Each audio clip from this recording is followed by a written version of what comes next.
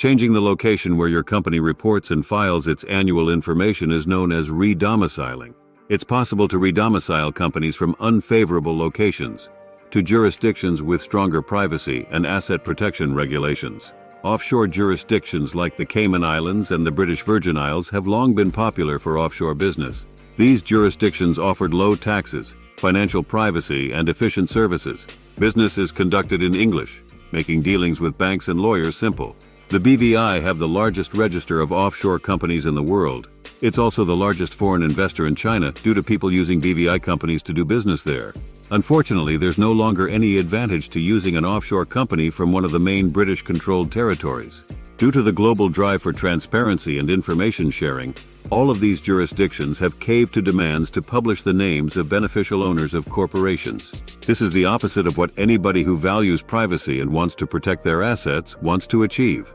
Worse than that, the Common Reporting Standard obliges banks in all jurisdictions to report account details to their home government. Secrecy no longer exists in the British-controlled offshore jurisdictions. These jurisdictions will also recognize foreign judgments. If any creditor gets a judgment against a company based in a British jurisdiction, they can easily get that judgment recognized by a local court. This allows any pursuer who obtains a judgment to start attacking the company's assets worldwide. They can even get control of the offshore company by having the court appoint a liquidator. Companies can change their domicile just like an individual can. If you have a company located in the BVI, the Cayman Islands, the Turks and Caicos, Bermuda, or the Channel Islands, you can change its domicile to somewhere that respects privacy and where the assets of the company will be more secure. It's easy to redomicile a company to a more favorable jurisdiction like the Cook Islands or Panama.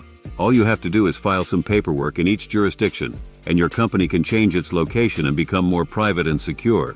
In many cases, it's not worth having an offshore company at all. If it's located in a British jurisdiction, it has no privacy.